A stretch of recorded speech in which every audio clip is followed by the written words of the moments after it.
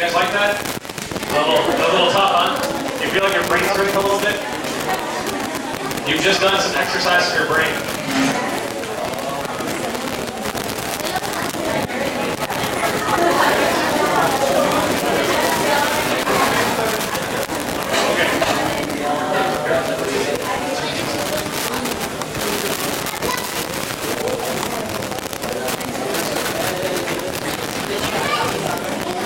Okay, here we go.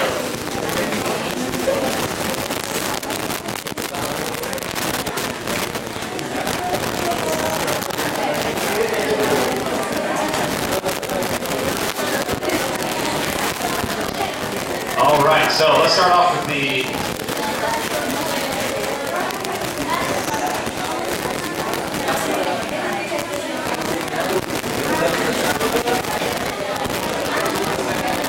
okay, so let's go.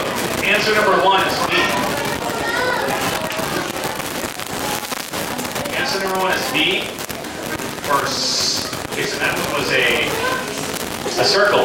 A pyramid is to a triangle as a sphere is to a circle. So you're going from a 3-dimensional object to a 2-dimensional object. 2 is a mogul is somebody that takes things away. Everything else is someone in between. A go-between person. 3 is flew, okay, which is C. So the other spellings are F-L-E-U, like it flew through the air, and the other one is F-L-U, like I have the flu. Number 4 is C for meat. Silk is to fabric as mutton is to meat. So mutton's a type of meat, just like silk is a type of fabric. Number 5 is E. And basically here what it is if you look at your paper, 73 has 12 letters in it. 12, the number 12 has 6 letters in it. The number 6 has 3 letters in it, and the number 5 has 4 letters in it. Okay, number 6 is B for the number 3. Basically, that's Jack is 18 years old, and so 18 divided by 3 is 6. In 3 years, he'll be 9 years old, which is half of 18. Number 7 is D. Basically, what you're doing is you're taking the first object and sticking it underneath the second object. For number 6, you're taking the second object and putting it on top of the first one. Okay, let's keep going here. Number 8 is 20. You just have to do it. You know, I got that one wrong too. I thought it was 18, but it's actually 20. So, I don't know. If somebody gets all the questions right here, I'll be amazed. Okay, you just have to do it. Okay, number 9. Number 9 is E. And basically it's the letter Y, and it's just from C to G, there's 4. D, E, F, to G, 4. Then from G to L is 5 letters. From L to R is 6, and then from R to Y is 6. 4, 5, 6, 7. All right, number 10. Right here. Let's see here. Number 10 is C. And basically here, the way you guys understand this. Basically, what you're doing. I wish I had a picture, but you're taking. Every time you go to the next one, you're adding 2, 4, 6, 8, 10, but you're also adding all the previous numbers. So for 3, there's no previous number to 3, so it's just 3 plus 2 is 5. Then 5 plus 4 plus the previous number, which is 3, is 12. So 5 plus 3 is 8 plus 4 is 12. Then for 26 is 12 plus 5 plus 3 plus the next even number is 6. So now you have 26. All the way around, so you get to 110. That one was a tough one. Okay, number 11. Number 11 is AMP.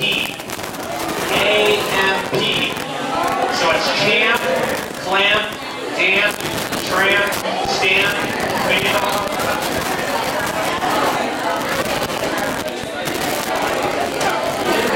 Did anybody come up with a different one? No one wants to say it? Someone else came up with another one that worked. I can't remember exactly.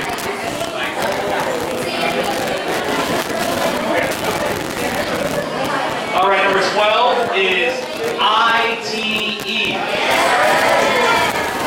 So fights, respite, quiet, termite, and sight. Number 13 is D, and that's for house. Everything else is some type of living object. A horse, a goat.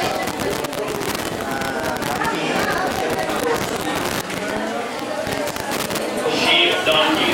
Okay, number 14 is E. That's correct. E. And basically, you guys understand that's basically it's just turning it. 90-degree turns. Okay.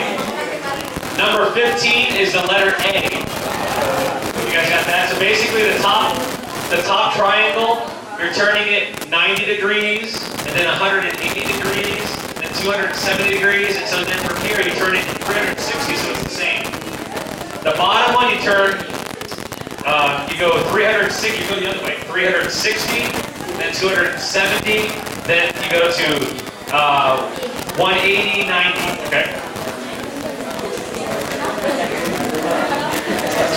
All right, number 16 is E for terrific. You change it to terrible, which is the opposite of terrific. Number 17 is church. Everything else people live in. Church is where you go to worship. So that's different. Okay, number 18 is 58. You're just counting the letters of, O is what number, P is what number, and add it all, you get 50. Closed, C is number 3, L is, add them all up, you get 58. You guys got that?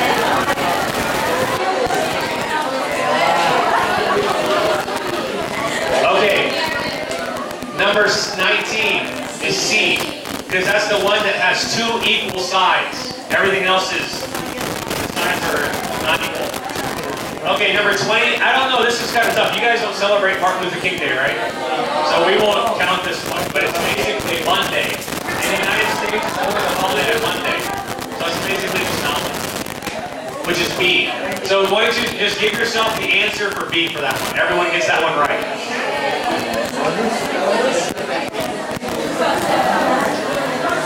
Okay. Which word is the most opposite of affluence? Poverty. That's right. Affluence means you have a lot of wealth. So you see here, part of the IQ is your vocabulary. How many words do you read a lot? Okay, number 22, which doesn't belong? Flute, that's right. Everything else is stringed instruments, right? Good. Number 23 is C. That's correct. Number 24 is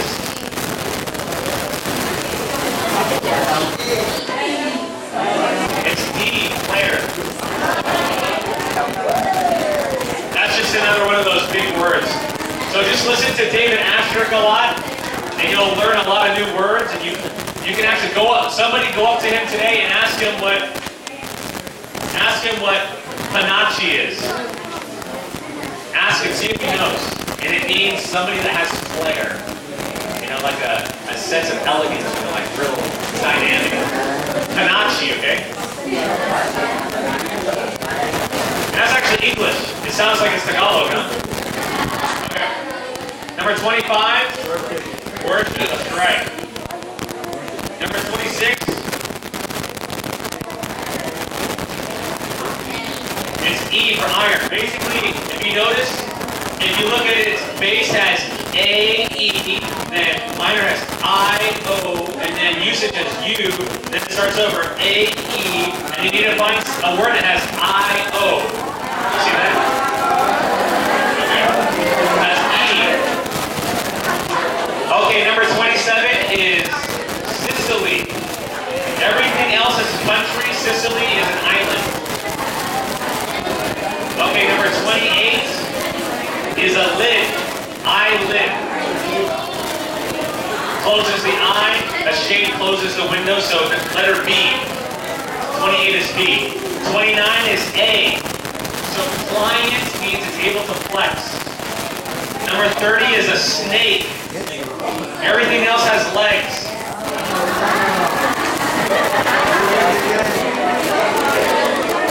All right, number 31 is D. A wave is in water, and it's air that flows. It's a zephyr. That's blowing air. A wave of air. 32 is blue. A for blue.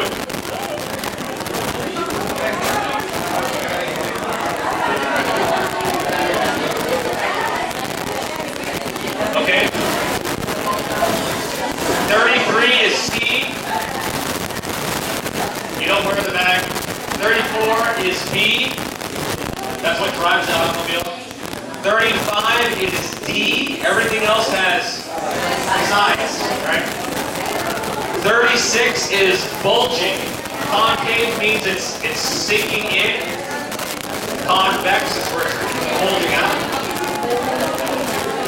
Okay, 37 is E as an elephant. So cunning. Artifice is the same as cunning. 38 is, which one is the odd one? Is mango. Mango is a fruit of a plant. Everything else are plants. 39 is E, that's correct. So basically the dark line is getting closer and closer to the middle.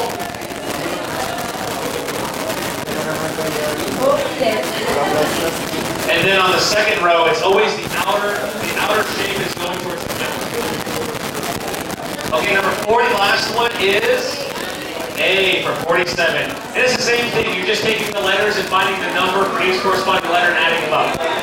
Okay, let's go through here. Okay, go to the back. Okay. Did you get those? Count how many of them you got. It doesn't have to be in the right order, just how many of the words you got. Not good. Write down on the side how many you got right. Okay, and then it's gonna... Here we go. If you got 35 to 38 right on that test, you have an IQ of 150 to 160. If you got 31 to 34, you have an IQ of 140 to 149. If you got, the first time I took the test, I actually got this one. Okay, so if you got 28 to 30 right, you're excellent. 24 to 27, you're very good. 21 to 23, above average. 17 to 20, you're average. 13 to 16, below average. 10 to 12 is mediocre. And 7 to 9 is 4. Everyone saw? Everyone got their number? Now, okay, real quick. Now, everybody, look at your neighbors and find out how smart they are. All right, that's good. Okay, here we go. Now, so there's two components, right? It's the ability. What is the definition of intelligence? The ability to learn, retain, apply knowledge.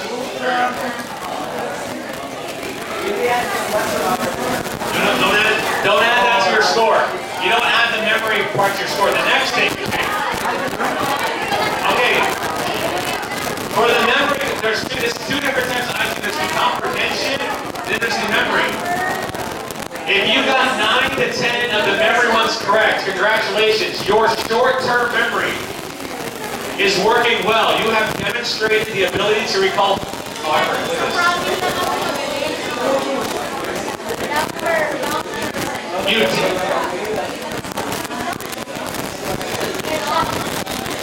Okay, let's go through here.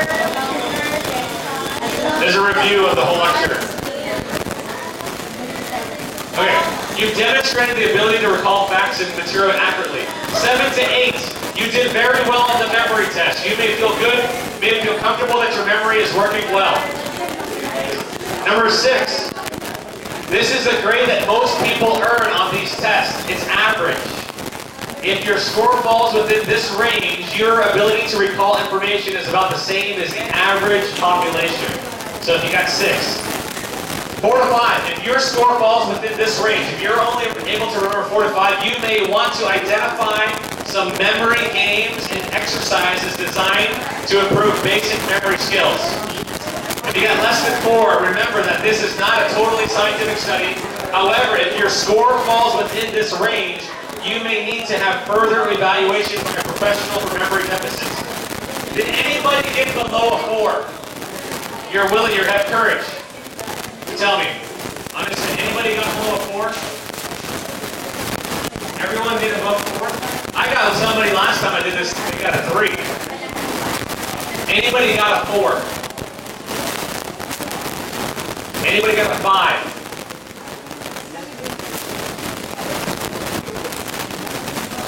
Anybody got a 6? Wow, there's no confusion. Anybody else got a 6? So you got the lowest score? Okay.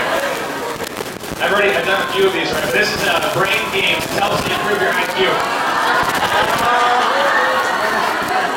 Hey, he's gonna get the answers here. So, I started doing a few of them on the way over here, so you can do the rest. Like most of it's done, so it's good. It's brain exercises improves your IQ. Okay, so we have a few more minutes left. Now all I want to do is I want to give you guys some tools, some things to show on what you can do to improve your IQ. Okay? Have you guys heard of New Start? Yeah. So we're going to use that same acronym. A few of the words are a little different, but these things, you will find there's a lot of similarities between improving your physical health and improving your mind. Okay, ready? Everyone stand up real quick. Stand up. You just got done taking a test. Shake your head. Shake your head. Roll your head for a side. Roll. Say thank you, Lord, for helping me get through this test. Okay, the other way. The other way. Okay, good. Stretching all the way up. Ah, so good to be out of school. Why fucking Josh making me take a test? Oh, turn to the left. Oh. Turn to the right. Oh. All right. Okay, sit back down. Here we go. The next hour, we're going to go over emotional intelligence and how to improve it. We're also going to go over specifically, how many of you guys are still in school? Okay, most of you. We're going to go over things I've learned through when I was a medical student on how to improve your study skills and get higher grades on your tests. So that's what the next lecture is about. Okay, so let's take a look at the book of Daniel. In Daniel chapter 1, it says that the king interviewed them, and among them all none was found like Daniel, Hananiah, Mishael, and Azariah. And in all matters of wisdom and understanding about which the king examined them, he found them 10 times better than all the magicians and astrologers who were in his realm. So we find that over the course of the 3 years that Daniel was there, he actually went from being, we don't know how average he was, but he excelled and he became smarter, he became more intellectually inclined. And it was things that he did. So let's start off with New Start principles. Okay, the first one is N for nutrition. So what are some nutritional things that have been shown to improve brain function? Well, just like Daniel, he would not defile himself with the portion of the king's delicacies, nor with the wine which he drank. Please test your servants for 10 days and let them give us vegetables to eat. So we see here that Daniel is, he's wanting a diet high in carbohydrates. Okay, carbohydrates are pretty much, the brain uses carbohydrates. There's 3 main fuels in the body, okay? Protein, carbohydrates, and fats, right? The brain uses like 99% of its energy comes straight from carbohydrates. Okay, so if you're on a high protein diet, low carb diet, your brain is struggling to get energy. Glucose is the main thing the brain needs for functioning. Omega-3 fatty acids also help with brain development as well.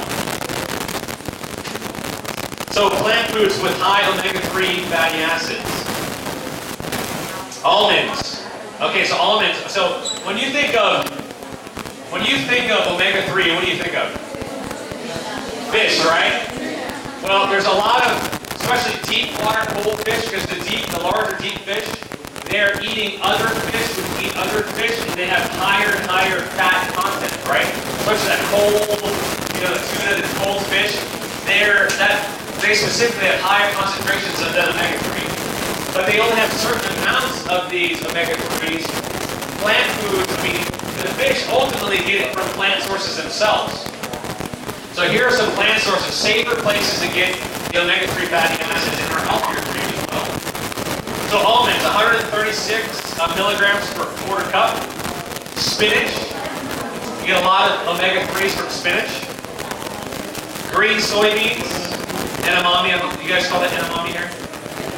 Soybean oil, pretty high. Wheat germ. Black walnuts you're starting to get over a gram of omega-3 per quarter cup. English walnuts. Chia seeds, very high. Look at that, chia seeds, 7,289 milligrams of omega-3 per 1 tablespoon. Then you have flaxseed oil.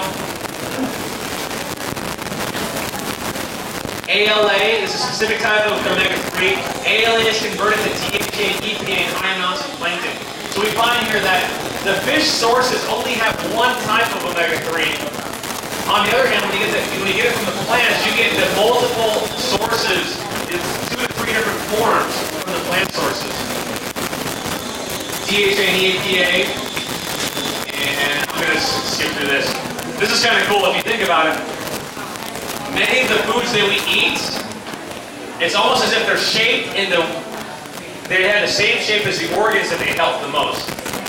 Somebody sent me this, I thought it was kind of cool. The walnuts are shaped like a brain, kidney beans are shaped like a kidney, and it's all these other different things.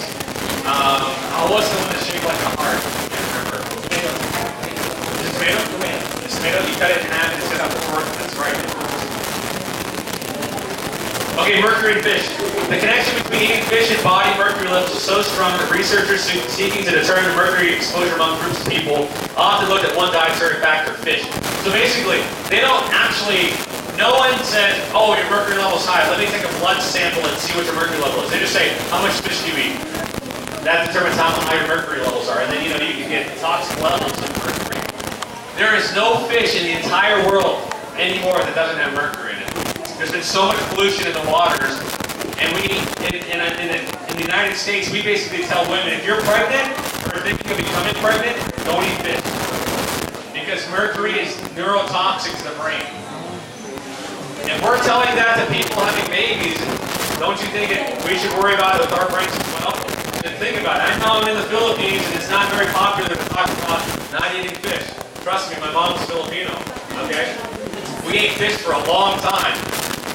And Jesus ate fish, but I'm almost guaranteed that the fish that Jesus ate was of a higher quality of health than what we're eating today. So, I'm pretty sure today, if Jesus had to choose a diet, it would be a vegetarian diet because of all the contamination in the meat. Okay, this is just a little recipe. Okay. All right, nutrition. So here's some nutritional tips. Don't skip breakfast. Do not skip breakfast. Your brain needs that fuel. Okay, if you're a student, you really need to make sure that you're eating breakfast. And a breakfast that is high in unrefined carbohydrates. Okay, not just any carbohydrates. So don't eat like a Snickers bar and a thing of juice and sugar or whatever. There's things. Not all carbohydrates are the same. You have to be careful. Get on a regular schedule. We'll talk about that next hour. Eat unrefined carbs. Avoid eating large meals before studying. Avoid eating right before bedtime. And add a little bit of flaxseed and walnuts to your meals each day. That'll improve your omega-3 fatty acids, helps your brain to think better. You guys have flaxseed here? Yeah? No? Add something on that list that you have in this country that has omega-3 in it to improve that function. Avoid foods high in fats and other toxins. Okay, next one, eat for exercise. Daniel did not need exercise like we do today. Daily exercise improved food serotonin. Back then, they always exercised. I see a lot of people riding their motorcycles here in the cars. You think you're trains or buses or cars, they didn't have that. They never walked, right? There was a book, I can't remember the name of the author, but it's called Where Jesus Walked. I think it's in the title. And it talks about, if they added up all the miles based upon biblical renditions of how many miles Jesus walked his whole life, and it's like in the thousands of miles. These people just walked.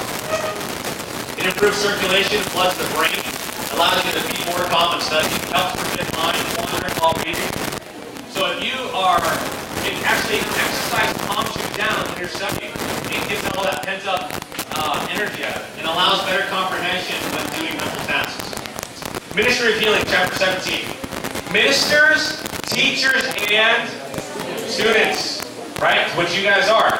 And other brain workers often suffer from illness as a result of severe mental taxation, unrelieved by what? Physical exercise. What these persons need is a more active life.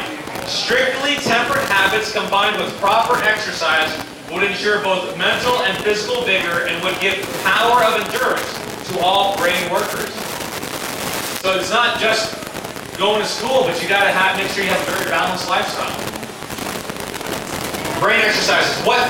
Okay, so it's not just exercising our muscles, but we need to exercise our brains, right? Okay, so why do you guys have heard of Alzheimer's disease, dementia? What age people usually get that? Basically, it's brain atrophy, right? I mean, you guys, what is atrophy? Shrinking, right? So when someone has broke their leg and they put it in a cast and they don't use it for a month and they come back and their leg is shrunk, that's atrophy, right? This is what a brain atrophy is. Normal brain on the left, and over time, many older people, if you're going to take a CAT scan of their brain when they're like 60, 70, 80, they're starting to have memory problems. This is called, oh man, I forgot. But anyway, it's cerebral atrophy, and this is called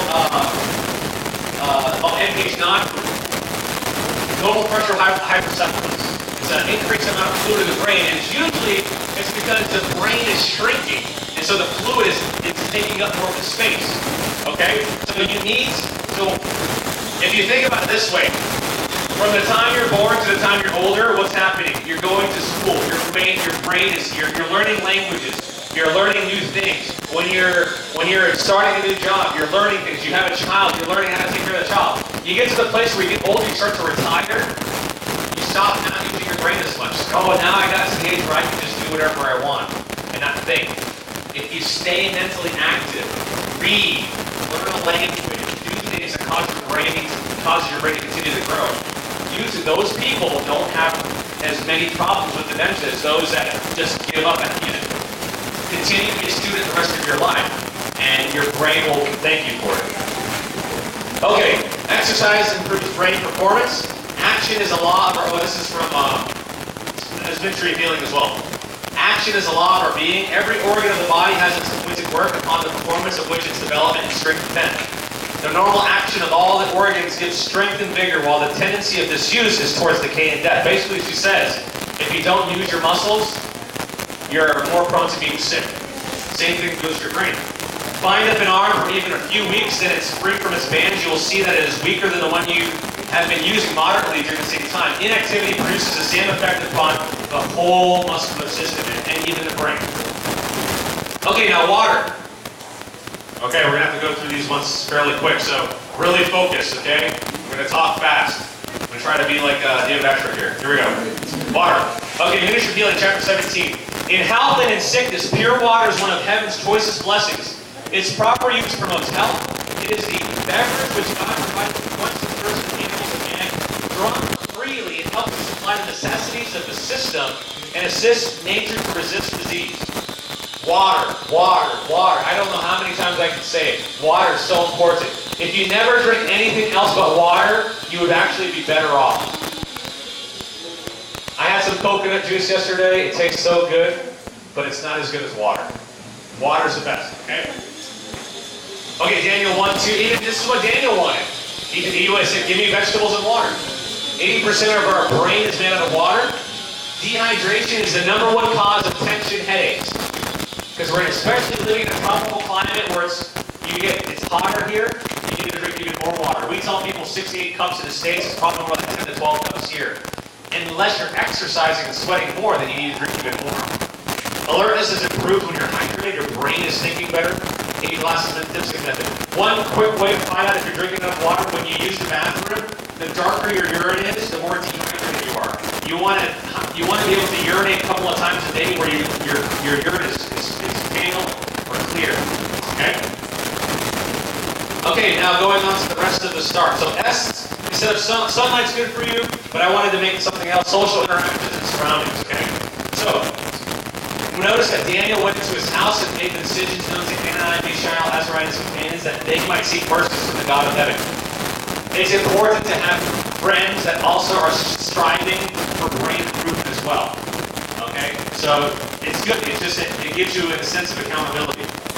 Our senses: visual and social surroundings. Visual, auditory, outdoor studying, walking, studying. When I get tired sometimes when I'm studying, I get I'm just falling asleep.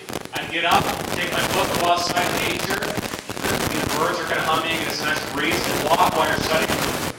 And you can't. It's hard to fall asleep when you're walking. Very hard. Try it. Okay? It's not going to happen. Social surroundings. Okay. Okay, so real quick thing. Hypnosis is bad. It decreases the blood flow to the frontal lobe and things pass through that shouldn't go through. Okay, I'm gonna skip this for the purposes here, but just I don't think no one's doing hypnosis here, right? Okay, we're gonna skip that. Television. Okay, well, real quick, television. We may not all be doing hypnosis, but at least in our country, kids are watching way too much television. If you think about it, a television specifically with a rapid framing changes, where it's shifting from scene to scene to scene to scene, the television. In a dark room, our eyes seem to focus on that flickering. And you get to the point where you start to absorb things into your mind that would pass through the frontal lobe, which is the kind of the filter for things, whether or not it's right or wrong. What happens is that they've actually done studies where they hooked up the brain to different senses and found that when you're reading a book, your brain lights up, like the blood flow increases. And when you're sleeping, it still lights up. But the one activity they found that almost shuts the brain down is when you're watching television. Your brain works less watching TV than it does when it's sleeping. So it's something to think about. It starts to atrophy your brain. You think you're learning a lot of things, but especially entertainment television, where you're just kind of sitting there. So I know some people are like, you know what, I was tired, I should have went to bed, but then I was watching TV and I stayed up for 4 more hours. They don't even realize it, that it's like the time just goes by, because it's almost like you're in a trance. So be very careful. I'm not saying that television is evil, but there's certain types of television, specifically programs, there's a whole bunch of reasons not to watch certain types of television. But one of the best things, if you're wanting to increase your brain performance, the best thing to do is just to get rid of your television out of your house, because it doesn't do anything for your brain. All right, music. Lots of studies on music, specifically certain types of classical music has been shown to improve brain function in the womb of a child and even as you get older. Okay. They've done studies on certain types of loud, excessive music, which has been shown to excessive stimulation has been shown to decrease brain function. Okay? So, if you listen to certain types of music that's very overly stimulating to the brain, it may actually decrease the cognitive ability of the brain. So I try to tell people this. Okay, if you want to understand what type of music is good for the brain, try studying, sit down, turn on a certain type of music, turn on your favorite music and turn it up, okay? And if you can concentrate while you're studying, okay. Now, if you're like, I don't like to study while I'm listening to music, turn on the music, listen to it for 30 minutes, okay, study there, and then go back and see if it helps, if it makes you smarter as you're studying, or if all you're doing is concentrating on the music. I used to listen to lots of different music when I was studying. When I was a medical student, I used to listen to all types of music. And I noticed that I'd be sitting down, when you get to a quiet room, if you're not used to having it quiet, but you're always listening to music, you'll start to think of that music while you're taking tests. I mean, all you can think about is the words, the beats, and things like that. You gotta be very careful with that. Music sticks like a sponge in your brain. So we need that quiet time. I recommend you can study without music as quiet as possible. Plus, when it's quiet, you can hear that still, small voice. attitude of trust in God, so that's the next A. Daily reading of the scriptures, especially the hard parts of the Bible. You know, dive into Lamentations, dive into Leviticus. You know, it's really, you know, try to understand, you know, some of the more difficult things. Don't always turn to the part of the Bible that seems easiest, you know. Sit down, don't be laying in bed, sit up straight, you know, and like try to take a notepad, like, what is God meaning here? And write it down. LOI mentions that, you know, there is no higher form of learning than the study of the Word of God. You sit there and try to study that, it'll make you smarter. Especially go through the Proverbs, you know. Try to understand those Proverbs that Solomon wrote. An attitude, okay. And Daniel had a positive attitude. Even when he was going through trials and tribulations, he always tried to find the positives. Even when they were trying to kill him.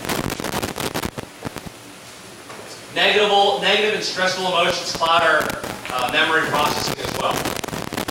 You know, I mean, if you're about to take a test, if your boyfriend or your girlfriend breaks up with you, you're going to do worse on the test, right? Because you're not going to be able to think. So I mean, try as much as possible to live a life free of these types of things and develop good coping mechanisms for when stress does occur. This is a good quote. I'm going to read this here. Nothing tends more to promote health of body and of soul than does a spirit of gratitude and praise. It is a positive duty to resist melancholy, discontented thoughts and feelings as much as it is a duty to pray. Those professed Christians who are constantly complaining and who seem to think cheerfulness and happiness is a sin have not genuine religion. Religion does not equal, we must pray, we must do this. No, it's not that way. God is saying that we should be cheerful Christians. And not only it will help other people, but it helps us. And it helps our brain function as well. An attitude is very important. And this is basically saying the same things. Okay, rest. I'm going to go through this real quick. Our brain, especially if you're a younger person, 7.5 to 9 hours of sleep each night. As we get older, we need less sleep, 7 to 8. But for you guys, I think it's probably more along 7.5 to 9 hours of sleep. Melatonin, the best time to sleep is when? It's at night, right? Not during the day. Some people have to sleep during the day because they work the night shift, but that's not the best. World Health Organization came out a few years ago and said working the night shift is a carcinogen. Increases your rates of cancer. Melatonin, there's a gland that melatonin basically, have you guys heard of melatonin before? It makes you, it's a hormone that increases deep sleep, gets you to REM sleep. And it's emitted by the pineal gland and also from your digestive system at highest concentrations right after sunset. With electricity nowadays, we're sleeping less and less because we can turn the light on. Before, the sunset, you know, people back 100 years ago when there was electricity, you know, with the sunset, you know, how much we do, light the fire, a candle, and then go to bed. Maybe it would be like during the winter, maybe 7 o'clock. You know, and then wake up before, take care of the cows or whatever. So we need to sleep. And LOI specifically says, let's see if I have it here. But she talks about specifically the best time to go to sleep is at least 2 hours before midnight. She says 2 hours prior to midnight is as good as 4 hours after midnight. You know?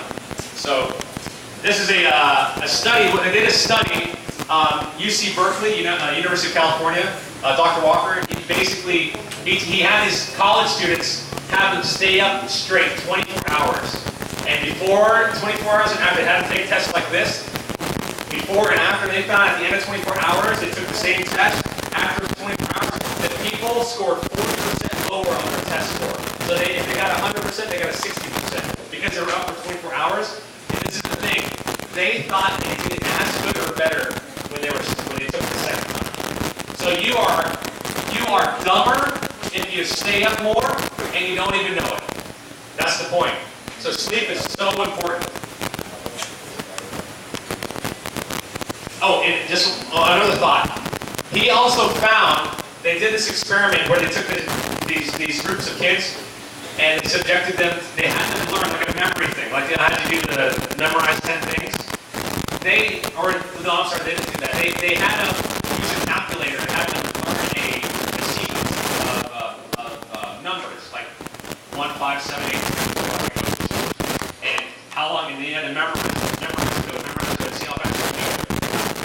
They found that if you learned it and they had to do it 12 hours later, this memorization code, found students that did memorize the code in the morning, took 12 hours off, and they came back in the evening and did the same 12-hour code, did about the same as they got about the same score in the morning and afternoon. What was surprising is they found people that learned it in the evening, the code, and then went to sleep, and then came back the next day, they could do it about 20 to 30% faster. So something about sleeping helps you to process memory to where you actually know it better the next day. So it's important if you're studying for a test that you sleep. I used to do this a lot too. You study. Don't do all-nighters because you'll actually do worse. So take the time to sleep. Your brain it files away that information in places. It makes it organized. It's cleaning up your bedroom at night so that when you wake up the next day, oh, there it is. If you don't clean it up, then you have to look through everything to find all the information in your brain. To make sure the best time you want to sleep, even if it's taking a nap, you're learning. You've learned a lot of things. Take a nap. Take an hour nap. Your brain processes it. You wake up and then you'll realize your brain you just filed it away. You have a question? So they sleep like about 9 hours, and then in the morning or afternoon sleep again for a nap, a couple of hours. So that was sleep like 12 hours. It's cumulative. So actually, like you were here yesterday, if you're sleeping more than 9 hours, it actually is a negative hit factor on your longevity. You don't want to oversleep. And if you're taking a nap in the afternoon on top of that, if you're exercising a lot or doing a lot of things, a short nap, but make sure it doesn't take away from your sleep at night, because that's the most important. Good question. All right, temperance. All right, so I'm gonna, I'll pick up here at the end. I'll start here, finish the rest of the lecture. There's like 5 more slides left. But I don't want to hold you guys up because we're done. And if you want to go to a different one, I'll give you an opportunity to do that. So, any quick questions? Did you guys enjoy that? Yes. Yeah, enjoy that? How your brain feel? Good? Okay, well anyways, God bless you. Use your minds to glorify God. Why don't we stand for a word of prayer and we'll dismiss you.